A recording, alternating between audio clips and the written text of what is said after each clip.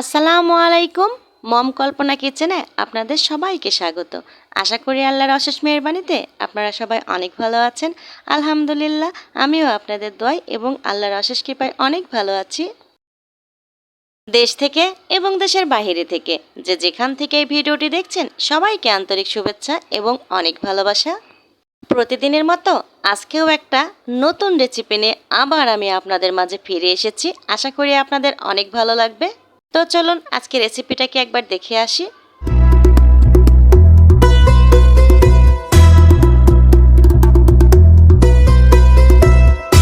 আজকে রেসিপিটা বানাতে যে সমস্ত উপকরণ লাগে একবার আপনাকে দেখিয়ে দিচ্ছি।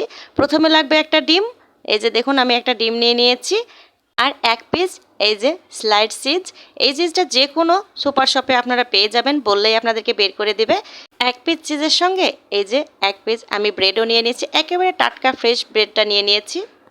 সম্পূর্ণ উপকরণগুলো আমি দেখিয়ে দিয়েছি, এবার রেসিপিটা বানানোর পালা। তাই ছোট্ট আমি এখানে একটা বাটি নিয়ে নিয়েছি, নিয়ে প্রথমে আমি ডিমটাকে গুলে নেব। তাই ভালোভাবে ডিমের জন্য খোসা ভেতরে না থাকে ঠিক সেইভাবে আস্তে করে আমি ভেঙে নেব ডিমটাকে। ডিম যদি ফ্রিজে থাকে তাহলে অবশ্যই আধা ঘন্টা আগে বের করে রাখবেন ফ্রিজ থেকে। ভালোভাবে আমি ডিমটা ভেঙে নিয়েছি। এ পর্যায়ে এসে 4 থেকে 5টা গোলমরিচ গুঁড়ো করে দিয়ে দেব। তারপরে দিয়ে দিয়েছি সামান্য পরিমাণ ধনেপাতা। ধনেপাতাটা যত ছোট করে কেটে নেওয়া যায়। আর এই যে স্বাদ মতো সামান্য পরিমাণ লবণ দিয়ে নিয়েছি। এরপরে আমি সম্পূর্ণ উপকরণ একটা কাঁটা চামচ দিয়ে আমি ভালোভাবে মিশিয়ে নিচ্ছি। যত ভালোভাবে মিশিয়ে নেবেন ডিমটা কিন্তু তত ফুলবে। দেখুন আমি কতটুকুন পরিমাণ মিশিয়ে নিয়েছি। এ পর্যায়ে এসে আমি কিন্তু কিচেনে চলে এসেছি। এসে ছোট্ট একটা প্যান বসিয়ে দিয়েছি। প্যানটা বসানোর পরে আমি পর্যাপ্ত পরিমাণ তেল দিই নাই, পরিমাণ মতো সামান্য তেল দিয়ে নিয়েছি যেন একটা ডিম সুন্দরভাবে ভাজা হয়। এই যে আমি ডিমটাকে তেলের উপরে দিয়ে দিলাম। দেখুন এবার একটা কথা আপনাদের খেয়াল রাখতে হবে, এই ডিমটা কিন্তু আমি বেশি ড্রাই করে ভাজবো না বা শক্ত করে ভাজবো না, একেবারে সফট করে আমি ভেজে নেব। সামান্য পরিমাণ এই পাশটা যদি একটু সাদা হয়ে যায় আমি উল্টিয়ে নেব। দেখুন একেবারে কিন্তু সফট করে ডিমটা ভাজতে হবে। এই যে দেখুন সাদা অংশটা এসে গেছে, হলুদ অংশটা কিন্তু সাদা হয়ে গিয়েছে। ঠিক এই পর্যায়ে আমি ডিমটাকে উল্টিয়ে দেব। এ পাশটাও কিন্তু একেবারে নরম করে আমি ভেজে নেব। দেখুন আমি কিভাবে ভেজে নিচ্ছি। আজকে আমি 15-20 দিন হলো ভিডিও ছাড়িনি, কারণ কি জানেন, আমার এই মোবাইলে সাউন্ডের সমস্যা হয়ে গিয়েছে।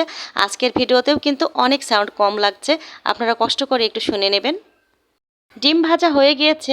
আমি এই যে দেখুন কিভাবে ডিমটা ভেজেছি আর কতটা পরিমাণ শক্ত করে ভেজেছি একবার দেখিয়ে দিচ্ছি। দেখুন একেবারে সফট হয়ে আছে কিন্তু ডিমটা ঠান্ডা হওয়া পর্যন্ত 2 থেকে 3 মিনিট কিন্তু আমি অপেক্ষা করেছি। করে এবার আমি ডিমটাকে সম্পূর্ণ রোল করে নেব একটা। দেখুন কিভাবে রোল করছি।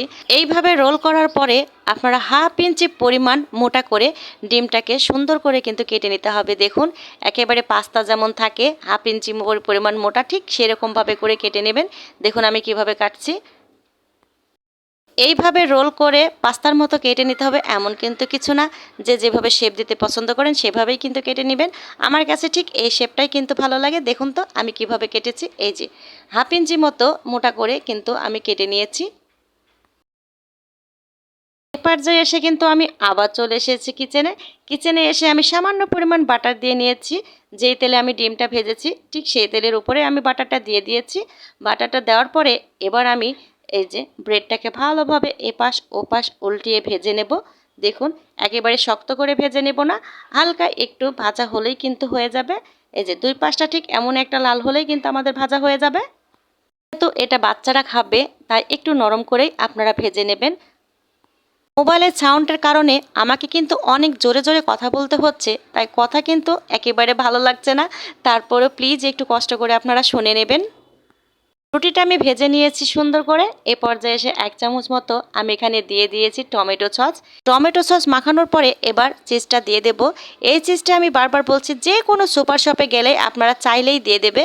এই যে দেখুন এটা হলে চারিপাশটা দিয়ে কাগজ দিয়ে মোড়ানো আছে। আমি কাগজটা ছিঁড়ে এবার এই যে ব্রেডের উপরে সুন্দরভাবে চারিপাশ সমান করে আমি এই চিজটা দিয়ে দেব। যেহেতু বাচ্চাদের জন্য নাস্তা বানাচ্ছি, টিফিনেও আপনারা সুন্দরভাবে দিতে পারবেন। ঠিক এই জন্য এই চিজটা দিলে বাচ্চারা কিন্তু একেবারে খুবই খুশি হয়ে কিন্তু এই যে নাস্তাটা খেয়ে ফেলবে, কোনো বাচ্চাই বলবে না আজকে নাস্তাটা আমি খাবো না। আপনারা দেখতে থাকুন আজকে নাস্তাটা দেখতে কেমন হয়। এই যে আমি চিজটা দেওয়ার পরে একটু ছিদ্র করে নিয়েছি, যেন নিচ থেকে ভেতরের যে একটা গরম হাওয়া সেটা যেন উপর দিকে আসতে পারে, ঠিক সেজন্য আমি ছিদ্রটা করে দিয়েছি। এটা অবশ্যই করতে হবে। এবার আমি এই যে ভেজে রাখা যেই ডিমটা আছে সেই ডিমটা আমি ব্রেডের আর চিজের উপর সুন্দর করে চারিপাশটা দিয়ে ভালোভাবে কিন্তু এটা দিয়ে দিচ্ছি। দেখুন আমি কিভাবে দিচ্ছি, ঠিক এইভাবে দিয়ে দিতে হবে। এ পর্যায়ে এসে আমি সামান্য পরিমাণ গুঁড়ো দুধ দিয়ে দেবো। গুঁড়ো দুধটা দেওয়ার ফলে কিন্তু দারুণ একটা ফ্লেভার আসবে আর খেতেও কিন্তু দারুণ লাগে। গুঁড়ো দুধটা দেওয়ার পরে সামান্য পরিমাণে উপর দিয়ে চিনি ছিটিয়ে দেবো। চিনিটা দেওয়াতে গুঁড়ো দুধটা একটু মিষ্টি লাগবে, খেতে কিন্তু আরও ভালো লাগবে। এ পর্যায়ে এসে আমি একেবারে লাস্টের দিকে উপর দিয়ে দিয়ে দেবো মজারেলা চিজ। দেখুন উপর দিয়ে আমি সুন্দরভাবে কিন্তু ছিটিয়ে ছিটিয়ে মজারেলা চিজ দিচ্ছি। মজারেলা চিজটা দেওয়ার ফলে ওপর দিয়ে সুন্দরভাবে কিন্তু গলে যাবে, খেতে কিন্তু আরও মজা লাগবে। এ পর্যায়ে এসে একটু সৌন্দর্যের জন্য আমি ওপর দিয়ে একটু হালকা পরিমাণ সস দিয়ে দিয়েছি, দেখতে কিন্তু দারুণ লাগছে তাই না? সব কিছু ঠিকঠাকভাবে দিয়ে দিয়েছি। এ পর্যায়ে এসে একটা ঢাকনা দিয়ে আমি কিন্তু ঢেকে দেব। ঢাকনা যদি ছিদ্রযুক্ত থাকে তাহলে অবশ্যই একটা লবঙ্গ দিয়ে সিল করে দেবেন, যেন ভিতরের বাতাসটা বাইরে বের না হতে পারে। আমি 3 মিনিট মতো কিন্তু চুলার পরে রেখেছিলাম। 3 মিনিট পরে দেখুন তো কেমন লাগছে। মাশাল্লাহ, একেবারে পারফেক্ট হয়েছে, আমি যেমনটা চেয়েছিলাম। দেখুন তো ওপর দিয়ে মজারেলা চিজটা দেওয়ার ফলে দেখতে কেমন লাগছে, খেতে একেবারে লোভনীয় হয়েছে। আর ওপর দিয়ে সসটা দেওয়াতে দেখতেও কিন্তু খুবই সুন্দর লাগছে। যে কোনো বাচ্চারা দৌড়ে আসবে এই নাস্তাটা খেতে। রুটি হোক আর ডিম হোক, সাধারণভাবে না দিয়ে একটু মাথা খাটিয়ে যদি বাচ্চাদের জন্য ঠিক এইভাবে একটা নাস্তা বানিয়ে দেওয়া যায়, তাহলে বাচ্চারা কেউ বলবে না যে আজকে আমি কোনো নাস্তা খাবো না। দেখুন ছুটে আসবে এই নাস্তাটা খাওয়ার জন্য।